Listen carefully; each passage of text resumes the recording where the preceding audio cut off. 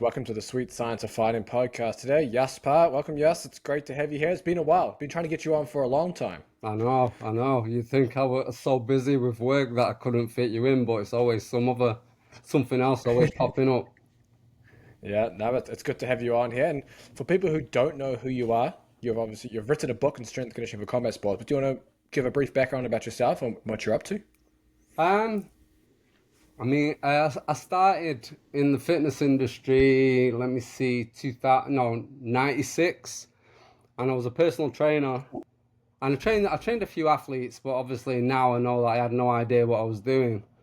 But and then 2005, because I'm not really when it comes to people who can't do stuff physically, I don't really have that much empathy, and I know that sounds bad, but yeah, so that made me think I don't want to be a personal trainer. I want to only train athletes. So then that's when I Hmm. went to university 2005 to do a strength and conditioning degree, and then Hmm. moved over here 2007 because I met my missus at the what's it called in Colorado, the U.S. Olympic Training Center in Colorado Mm. Springs.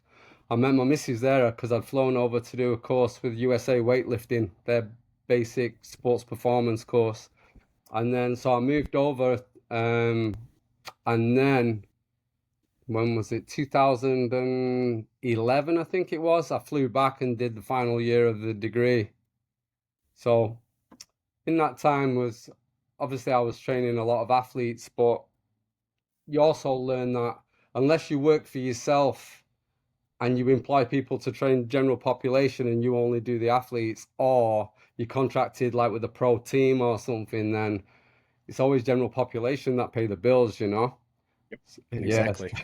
So my missus is she was a multiple times boxing champion for the US, and I had a bit of background in not much when it comes to actual fighting. I only had a couple of pro fights, Muay Thai. I mean, if you can call them pro, I got like at the time 30 quid, so like $50 in US. Hey, if you're paid, it's fine. Yeah, yeah. And then yeah, and I was over here working, and I started working out of our own. She opened the gym first in Long Beach, boxing gym, and then I didn't work out of it for a while, and then about a year later, I decided that I was going to get a load of decent equipment in and start training people then. But at the moment, most of my stuff is online when it comes to serious fighters, but I have been training some of the kids in the gym, which is really good because they're open to doing stuff rather than like this is what my coach showed me like 30 years ago, like a lot of people. But um, and they think in their opinion I know what I'm doing, so they listen to what I'm saying and do exactly as I'm saying. So works out good. Plus, I can see the results because I see them all the time. Then I can see the difference it makes a lot easier, you know. No, that's Yeah. awesome. And Is that enough let's or? dive in. No, that's perfect. That's perfect. And we're going to go down. You've obviously been in this game for a long time and kind of specializing in boxing regarding strength and conditioning. So it'd be cool to really dive into initially just your overarching strength and conditioning philosophy for boxing. I know it's a very general, wide open question, but take it where you want and we can kind of drill down. Okay, in my opinion, because I mean, let's give an example. Somebody who's thinks strength and conditioning doesn't work in boxing, they'll see a fighter who does strength and conditioning, and they'd be quite a poor fighter, and they'll get beat off somebody who doesn't, who's an excellent fighter, and their attitude is, see, it doesn't work. Whereas, in in my opinion, it won't make an average fighter a great fighter, but no matter what level you're at, it'll make you better. So if you make someone stronger, faster, more resistant to injury, uh, um, cardio, everything. If you look at everything and it's better, then you've got a better fighter, no matter what level they're at, you know. So even if it's someone who's at the very top of the game, if they've never actually done strength and conditioning, then you can still make them better. Does that make Hmm. sense? Yep. No, I fully agree with you there. And uh, we can even get down into I guess some of your programming philosophy as well around boxing specifically. So we can maybe to break it into strength and then conditioning just to make it a little easier to I guess, go through. But maybe just starting with your strength training philosophy for boxing. I mean, we've had a lot of coaches on the podcast. Some come from, you mentioned Poliquin before. A lot of people influenced by Poliquin. Some implementing a lot of, say, West Side principles within their training, more powerlifting based. Some going, different direction altogether. So it will be interesting to see kind of, where you draw your influences from and how your strength training programs kind of look for boxing. Okay, for me, putting stuff works. Well, what I do works for me. Obviously, there's other ways to do stuff, and if whatever you do works for you, then that's good. But what works for me is I find that if it's short term, so most pro fighters, they only really train properly for camp. So I find Poliquin stuff. If you look at Poliquin coaches who do really well, they train people either for a short amount of time, like for a camp, or off season if it's a pro athlete, like say hockey player. And I find that Poliquin stuff works really well for that because it's all about making people, if they need to be bigger, but bigger, stronger, faster, as quickly as possible. But I use other methods if I'm doing more long-term training.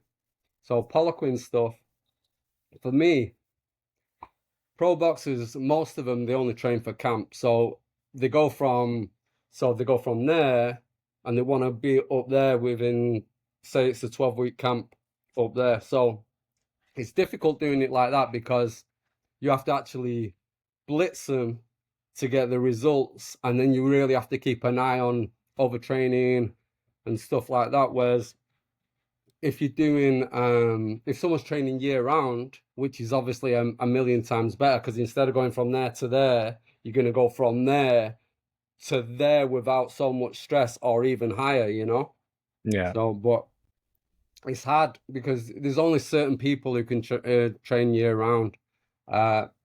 Different if a top level fighter said to they want to start training with me in person for the next year, then I can make them into a totally different animal. Mm-hmm. But yeah, I find Poliquin. What are some examples? Like obviously you mentioned about Poliquin coming in for like say an 8-week thing. So what would be an example of say a Poliquin style training versus the training you would do that would be say longer term? Well, say if I'm training somebody who's training three times a week. So I'd be for 12 weeks, and if that person kind of needs a bit of everything, then I might do a daily undulating program where I'll go maybe relative strength on Monday, power on Wednesday, conditioning on Friday. And I try and do the periodization by the month as well. So the reps will change for the relative strength, the power training will train a little bit, the conditioning. But I also it depends on me on a lot of things. Well, obviously professional fighters have a lot more time than amateur fighters, or even we've known, me and my wife, she's got a lot of friends in boxing, and she's had friends come see us and they would have had maybe 10, 12 fights undefeated, and they still have to work as an Uber driver or something because people assume if you're a pro fighter that you're just earning millions, and it's only the very top people that do, So it makes a difference to me. If you only have to eat, sleep, and train, then that's a lot different to if you have to train, you have to work, you have a wife and kids, you know what I mean? You have all these outside stresses that make you tired and take up your time, then you can't train somebody like that the same as you can train a pro fighter. So it all depends for me on how much time people have, what the background is, training age, and also what they have to fit in with to the rest of their life, So it's like at the moment I can train these kids really good at the gym, but I only train them a couple of times a week. They do boxing training every day, and I'm not as bad as I used to be, but I was really against road work, and they do their runs every morning when they get up, and I'm not going to interfere with that because they can't see me that much, or I can't tell them what to do that much when they have to work around school and stuff, So see what else. So Poliquin stuff then. Also, Poliquin, like I say, if it's someone's just training camp, then it's very Poliquin influence. So I'll do a deload on volume on week 3. Try to not drop the intensity, but if I do, maybe only about 10%. And another way that I'll do a 12-week camp, if it's someone that's really experienced and I know that they've done plenty of strength and conditioning, then I might do first 4 weeks, 2/3 relative strength, 1/3 power. Mhm. Next 4 weeks, 50-50. Last 4 weeks leading up to the fight, 1/3 relative strength, 2/3 power. But it all depends. Like I said, that kind of person, they have to monitor their stress levels and fatigue levels, but it's beneficial for me if there's people around them who can look at that stuff as well and say, oh, he looks like shit today, you know. So I'm like, right, you need to back off. Or it's a lot easier if they're measuring HRV, because then I mean, I used to ignore that a lot myself, and then I used to wonder why I get injured all the time, you know. I think, well, I need to train, so I'm going to ignore it, and then I'd end up with a back problem or a neck problem. And then now, if I look at it, because I don't want to be injured, and if it says I shouldn't be training hard that day, then I might just do a little bit of aerobic stuff. Let me see what else. If I train someone 4 times a week, it's different to 3, obviously. And I might do more like, not West Side, but more like that, where I might do two heavy strength days and 2 more dynamic days. And also, if I'm doing 4 times a week, what I've started doing more lately is not just periodizing the strength training, but also trying to periodize the energy system stuff. And if they also do stuff like agility or med ball stuff, then I'll try and periodize that as well. But that's a lot easier if you have full control over everything, and it's not, and it's someone that you can say, right, I've got 9 months, we're going to do this, and then it's all perfect leading up to where you want to be, instead of just blitzing somebody. I mean, a little bit ago, it's something that I say to myself a lot, is if you only train properly for camp, it's the equivalent of, you know, when you see teenagers try to clean up the house after a party before the parents get home. I mean, you can do it, but it's not optimal, you know. No, perfect. Actually, before you go on, I'll prompt you on. We'll come back to as well to more of the programming as well. But you obviously mentioned you were against road work, but now you're not so much. Do you want to maybe go into a little bit of detail about why you were against road work and maybe why that changed? I used to be, my thing was you get an aerobic base, and then after that it's only maintenance, so you only have to do a little bit. Was the aerobic base, you lose aerobic conditioning a little bit after about 10 days. So I used to say, just go on your normal little run once a week. But that's more for psychological benefit, I think, because most boxers, Thai boxers, they can't get it in their heads that they don't need to run. Because obviously you don't run in a ring unless you're I'm not going to say any names, but one of those defensive fighters that just tries to stay out of the way all the time. And also, there's a lot better ways to do. If you're going to train certain energy systems, you should be doing that really with tactical and technical drills, because you can train the energy systems on a bag or with a trainer doing mitts, whatever you want. So there's no need to be running. But like I said before about the kids, they go out for their little runs all the time, and I'm not going to interfere with that, because they ain't got time to do more of a structured running thing with me, or even energy system stuff using technical or tactical stuff. But it's good for them psychologically, you know.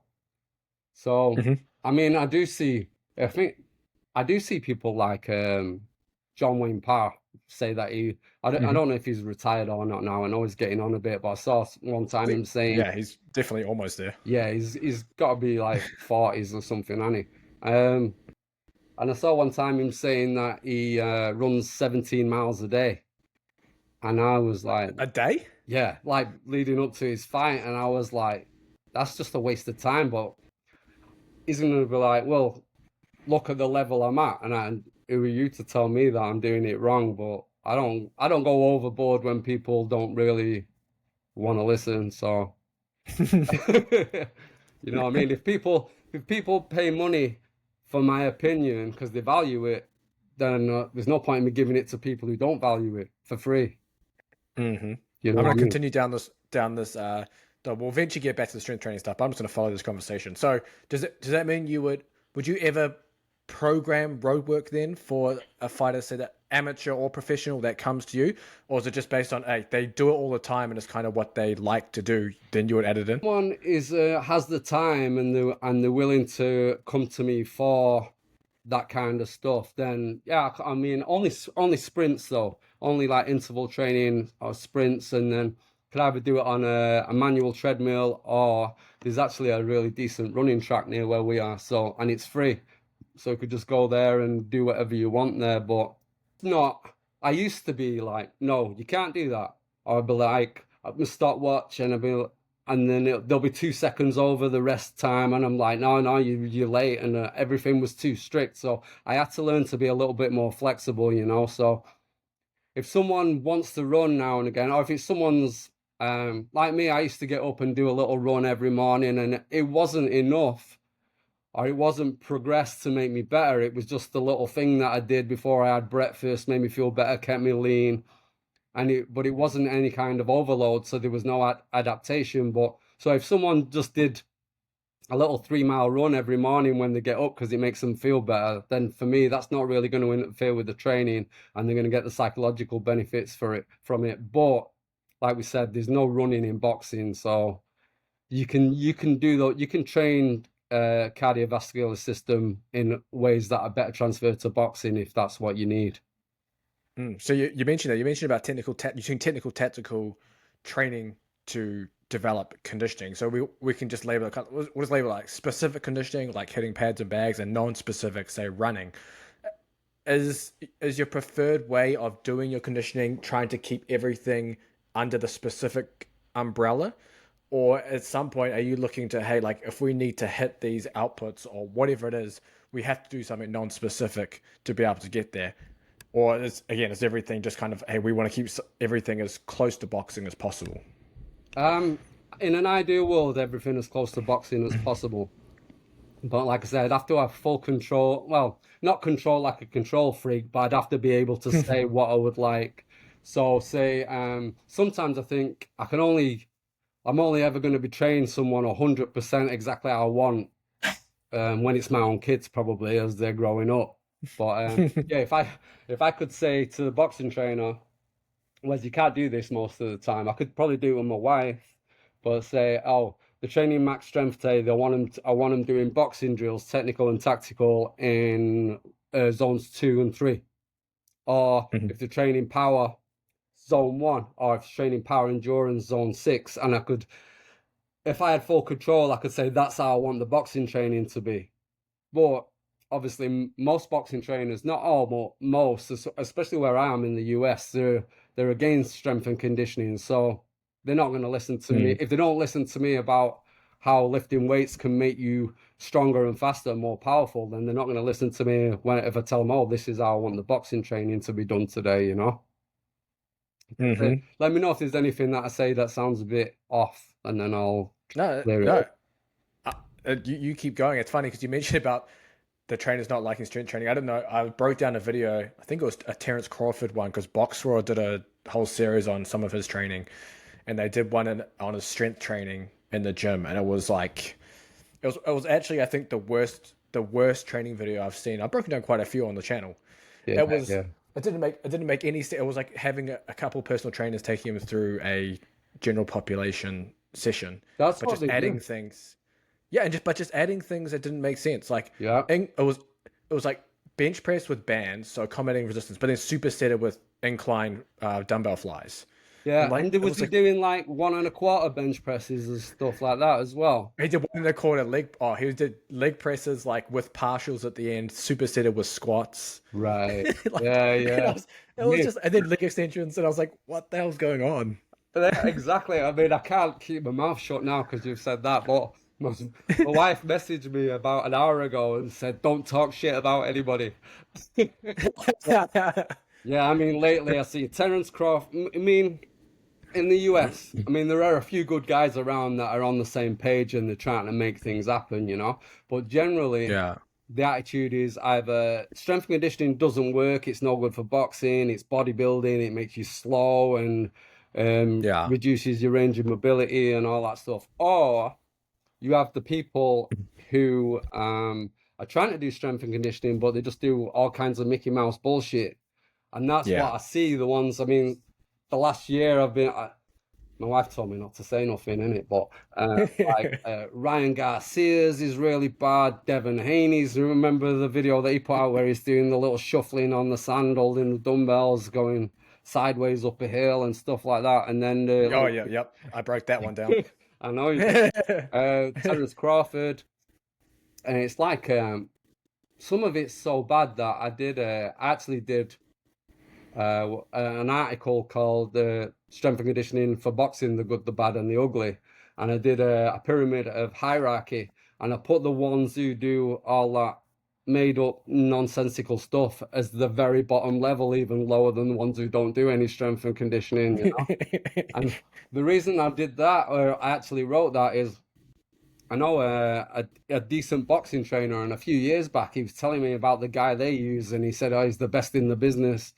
And I didn't know who the guy was. I just thought to myself, well, you don't really know what you're talking about, but I don't care.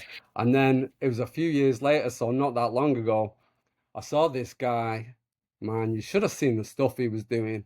He had pro fighters walking through a sandpit in bare feet, throwing punches while he's holding them back with a resistance band around the waist.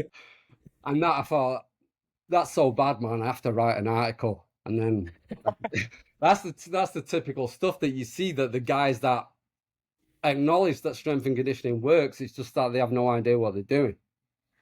It almost mirrors soccer and how bad it is. Like soccer is renowned. I mean, you can see clips all over social media from like high level, multi-million dollar, like paid a week soccer players with their trainers, and you're like, my God, like that trainer must be making bank from this guy, but Yeah. doing absolute just the craziest shit that makes no sense. And like you mentioned with like sand, like in a sport where, I mean, professional boxing maybe not to the extent of amateur boxing in terms of having to bounce around the ring and things, but in a sport where you need that ability to have that reactive strength off the floor, then you dampen it by training on sand all the time. It's Yeah. like The first one or just two common sense. steps. Exactly. The first one or two steps is like really important in boxing. And that's the main part that gets ruined if you train on sand. Yeah. So it's like someone said, give me something that's really bad, that's going to mess me up, and it's going to make my performance worse. And it's like, okay, I'll put you there. Play with Devin Haney on the sand. Yeah. And we can go further down. I mean, I think you were doing some real short form real stuff on some of these before. You should get back to doing those. But you did one, I think, where you were looking at people who would walk backwards on treadmills in Shadowbox and Oh do yeah, various things. Do you want to maybe talk a little bit about what's going on there? yeah. People hit the mitts and while going backwards on the Oh, treadmill. yeah, that's right. Yeah, I saw that one too. Yeah, I mean, and maybe sometimes someone's got a million people to train and they can do that and they can fit it in, but I mean, doesn't mean it's any good. Or to me as well, sometimes someone who's lazy will do that. Usually a fat trainer will do that, you know. But people say, oh, it's getting them better at moving backwards or it's keeping the feet moving. But it's not, because they're not moving backwards. You know what I mean? What they're doing is lifting the feet up and down to stay where they are. The body weight's not being transported anywhere. So it's like, I don't know if you've ever done on a motorized treadmill, if you've ever done a program of interval training sprints, and then you try and do exactly the same thing outside. Yeah, you can't say if you do 10 on the treadmill, you're like dying after three in a sports hall or on a track or whatever. It's not the same, because obviously it takes so much more out of your body to move your weight than it does that. Yeah, I don't know what to say about it. It's just terrible. You just get people in the comments trying to shit on trying to shit on you when you talk bad about everything. I get my Yeah. my YouTube comments. If anyone's listening, you can check out my YouTube comments. They're shocking. The people that come and defending I know, these I people. know. It's funny. I get it, man. You must, because obviously you put a lot of stuff out on YouTube, and I don't hardly put anything. But Yeah, it's like if I do a video about how bad punching with dumbbells in, and then someone will write, "Oh, you don't know what you're talking about. It gives the punch more pop," and I'm like, "Oh yeah, what's that?" And they'll be like, more pop," and I'm like, "So what is that?" You know what I mean? And it's like, oh, people, and that's someone being nice. Other people are just talk shit. Yeah, yeah. Yeah, it's ridiculous. Are there any other S&C trends in boxing that you've seen recently that maybe need to Um, die? Or recently, maybe even old ones that are still going? We've already mentioned a few, so if there's yeah, not, we can the move on. the punching with dumbbells. I've been saying how bad that is for probably 15 years or more. And I think Hmm. a lot of people get it now.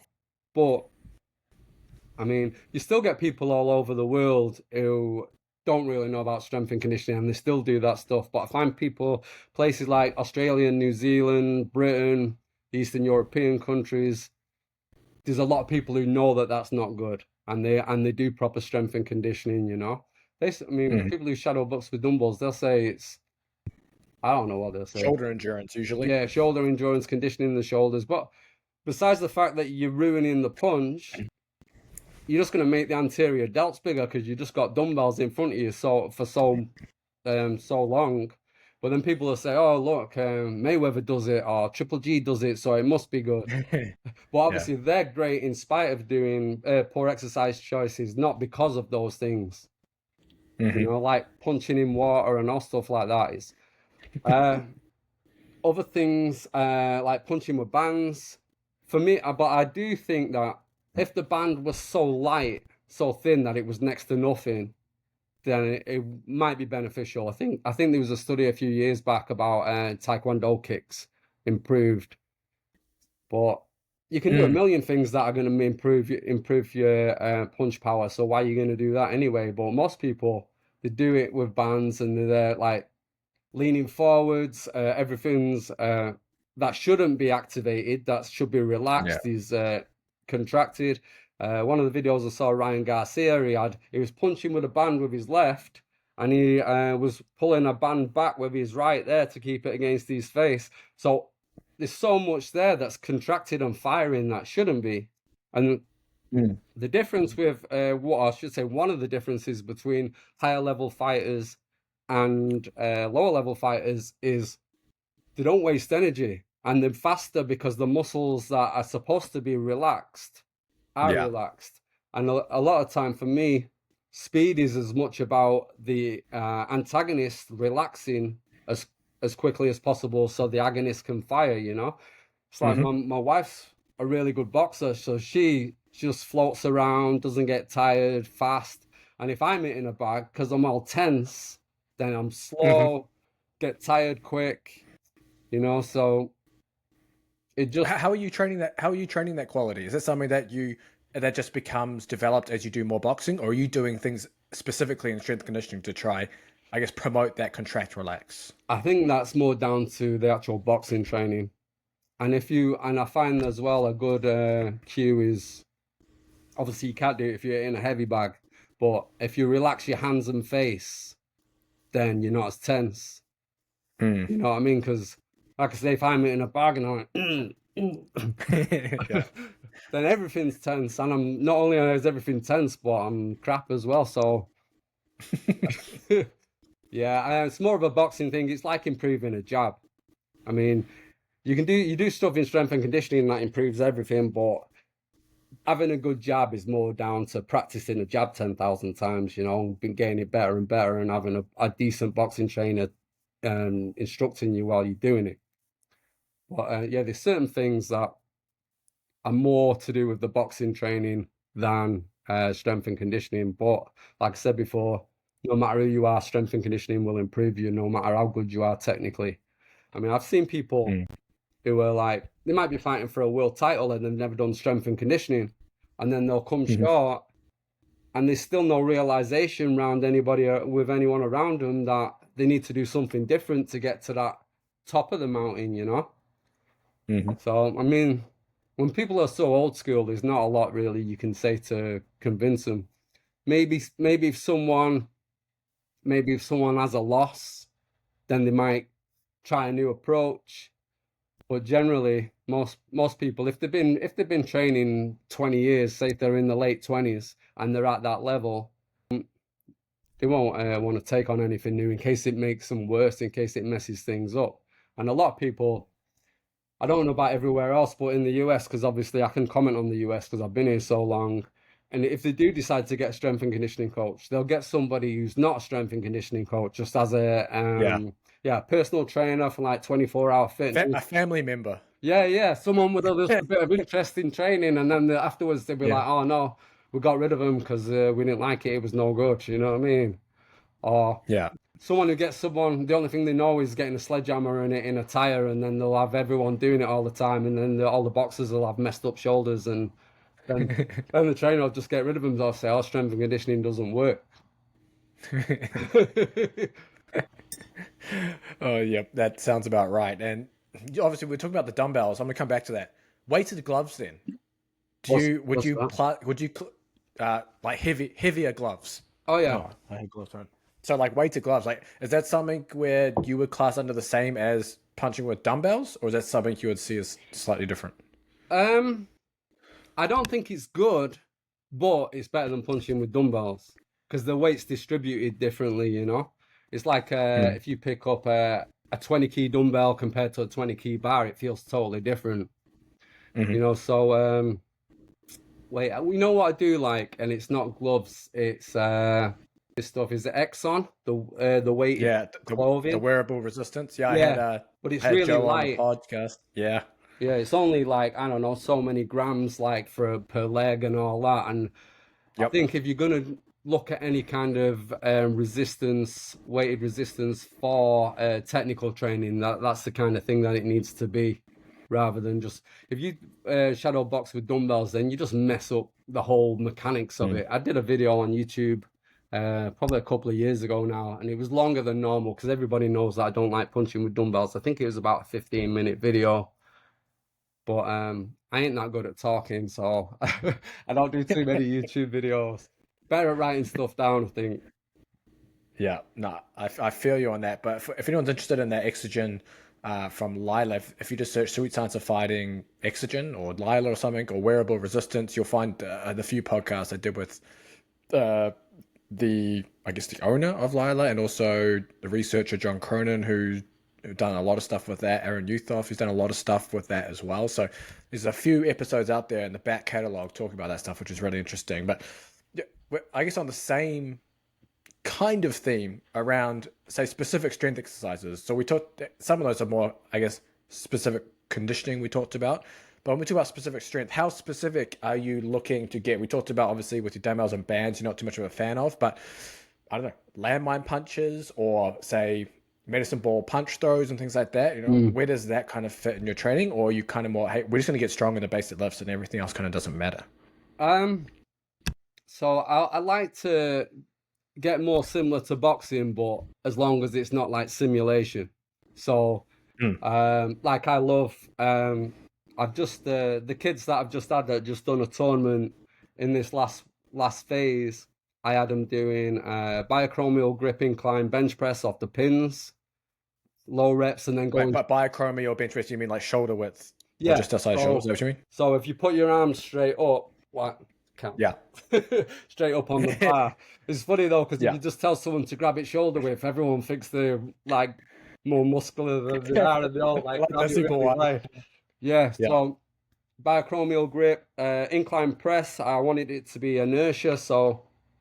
Off the pins, I wanted the angle to be right so it transfers to a straight punch. So as far as I know, it's what I've kind of worked out, and from what I've read on other stuff, is 30 to 35 degrees of an incline bench has the greatest transfer to a straight punch. And so you do most of your bench pressing then at that incline versus say flat? No, it depends on because obviously you could say one exercise is the best, but you can't do that exercise all the time. As you know yourself, you have to change exercises, and they all have benefits in different ways. So I mean, I like incline, that angle incline with dumbbells, because obviously then you're working the stabilizers and stuff as well, or pronating where it like replicates turning a punch. So those kids that I've just had, I had them doing heavy biochromial grip bench off the pins and then straight onto med ball punch, low reps all. But because I want power and not strength, then it was a really light ball, just a little ball, you know, so it's faster. Because I like to have a heavier ball for the strength training instead of training max strength. And as a because obviously in most kinds of training, you go up all the time in resistance, or if you don't go up in resistance, it's like sets or reps or whatever. So with the med ball stuff, as we're try to transition to power, then it instead of going heavier, we'll go lighter. You know, yeah. So yeah, a specific. I was Adam doing. Was training power endurance, so high reps on the cable press, both arms fast. Stuff like that. Leg stuff. Start off with full range, like months out, and as we get closer, the range gets shorter for me. So half squats or half split squats off the pins, and then go I love those. quarters in the end. Yeah, quarters. So, I mean, you have to look at. I saw a quote one time, and I don't know the exact wording, but it was pretty much you can always tell a sprinter does full depth squats because they run like they do full depth squats. You know, so obviously, if you want it to be really transferring to the sport, then the range has to be very similar to the sport. You know, I like full range for sorting out imbalances, improving strength, but then when it actually comes to the more specific stuff, then the joint angles have to be very similar to what they're doing in the sport. That Perfect. And makes sense. We can continue down that road of that kind of, we'll call it out of camp, because we talked a lot about that Poliquin stuff at the beginning, where it's like, say, 8 to 12 week fight camp, how that kind of looks. But out of camp, if you've got longer to prepare the boxer, you mentioned a little bit there about full range to partial range, but what else is going on in that quote unquote out of camp area in terms of training? Poliquin, they call their stuff where you're trying to sort out any issues like imbalances and stuff, structural balance. And then I did a lot of stuff early last year with, or I should say, I did some stuff with Carlo Buzzichelli, and he terms it anatomical adaptation, which is sorting out imbalances, but it's also like really conditioning tendons and ligaments and it's just like GPP basically, right? Yeah, I mean, there's very little chance of getting injured when you go onto the max strength stuff. So do that. I mean, I could even do that if I was training a fighter that only did the typical, if the pro fighter only did the typical camp, but they haven't got any experience with lifting weights, then I can't have them doing like relative strength and stuff like that. So I might do 4 weeks of anatomical adaptation, 4 weeks of max strength, but lower, like intermuscular max strength, so 70 to 80% 1RM, and then the last 4 weeks of power and power endurance. But that's how kind of would structure it if it was longer term as well.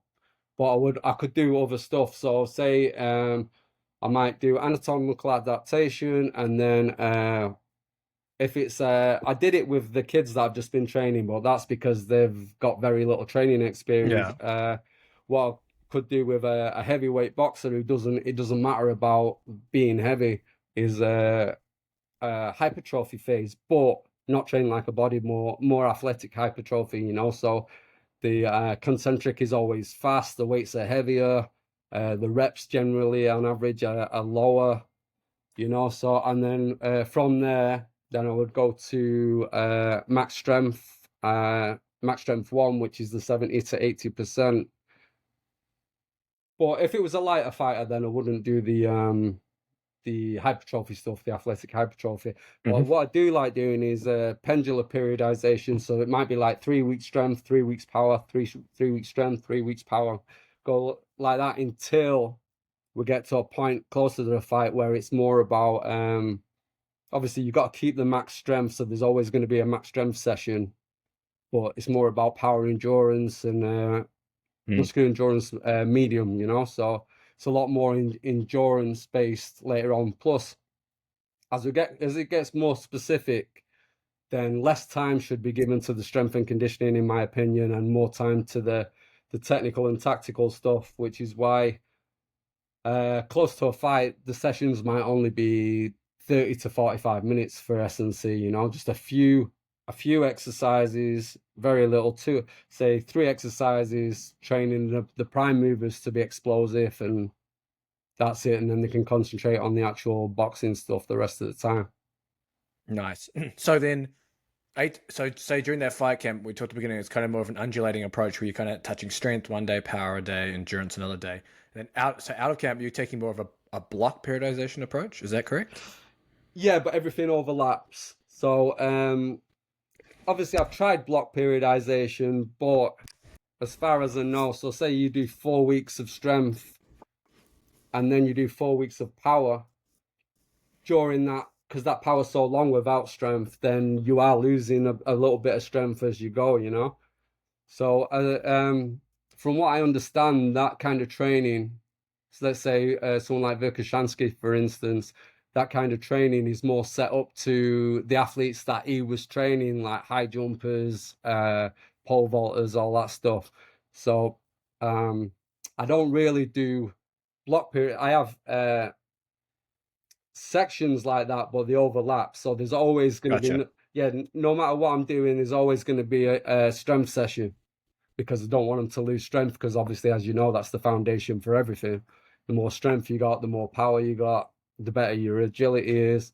So I'll do like, I start, as I get towards the end of one phase, then I'll be bringing another one in a little bit, and then the previous phase will be phased out a little bit, so everything overlaps rather than just be like blocks. Yeah, that makes sense. Just for the audience, do you want to give an example of the anatomical adaptation, I guess, training block there? What that kind of consists of? The anatomical adaptation stuff is kind of like hypertrophy, but it's a circuit. So there's too much rest in between sets to get them to put on any size, you know. And it's lighter weights, higher reps, very little rest. So they might go from one exercise to another, and then have like a minute or 2 minutes rest at the end of the circuit, and they'll do the circuit 2 times or 3 times. But that's what I've been done with these kids lately. But what I do like for anatomical adaptation, and I don't know if it's publicized anywhere that that's what it does, but do you know the 1x20 method for Michael Yes's? Yeah, I used that I had to train like development sevens girls in Romania, and like they had like the shittest training age ever. So I was like, okay, well, with what we have in there with the big group, we're just gonna go 1x20, and that's just what we did for a few months. Yeah. I mean, it's real. I mean, it's supposed to. I mean, I can't argue with somebody as educated as Michael Yes's, but it's supposed to train everything, every kind of strength, and like speed strength. But I'm not sure about it doing a lot of the explosive stuff, because by the time you get to the end of the set, your reps are really slow. But I do like it for anatomical adaptation, and I think I had an accident towards the end of last year, and I think that I wasn't as bad as what I would have been, because I spent a few months earlier in the year doing a lot of that 1x20. So I tore a couple of ligaments, but instead of full tears, they were only partial, and I'm sure the benefit was from that, you know, because I mean, if normal circuits in conditioned tendons and ligaments, then 1x20 has got to where you're doing straight from one exercise to another 20 reps, and you might do 25 exercises. I mean, probably for me, that's probably better than a normal kind of circuit for what we want. Yeah, because it's set up. You're doing like, I mean, you're basically doing every muscle group, almost every exercise for this, because it's basically, as you mentioned, like 20 to 25 exercises all one set 20. So you could go like squat, and then you could be doing lunges, then you could be doing like lateral raises and overhead presses and also like you go through you go through the ringer on that one. So But you look like, yeah, it's just you know, you see someone who goes in the gym and they have no idea what they're doing and they just go on every piece of equipment in the gym. yeah, it's that. You kind of look like that. Yeah, and I like it because you only do 20 reps, but instead of obviously tempo is a big thing when it comes to strength training or hypertrophy, but having like a slow negative and pauses in the right place. But I like the 1x20 for the anatomical adaptation as well because you start off fast, and if you've chosen the right weight where the goal is to get to 20, then obviously the last few reps are slow. But I do like that you start off fast because I like a lot of people, I like doing fast stuff. Don't we all? No, this is perfect. Yes, I think that covers everything I had for you. What if people want to follow you, find and keep up with what you're doing? Where can they do that? Are you posting on social media at all now?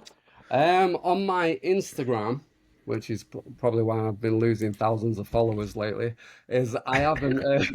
I don't post that often, and I need to, but I do usually post at least one thing in my stories every day.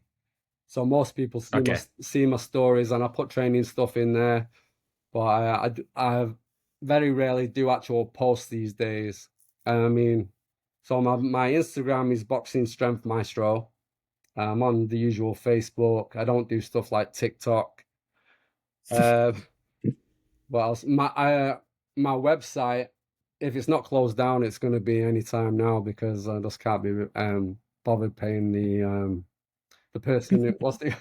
What's it called? The ones who they're paying so it's live. Cost Like the hosting company? yeah.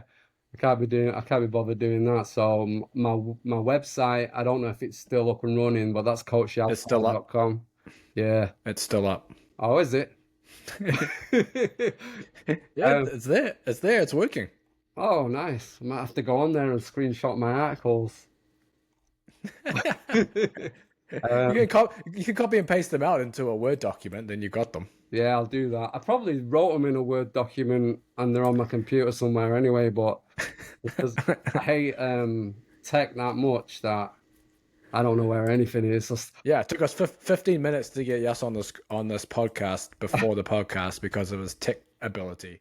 I know. But I've been saying what I'll do is Chrome for years. They always ask me, "Do you want to download Chrome?" And I'm always like, "Nah, fuck that." And then today I had to.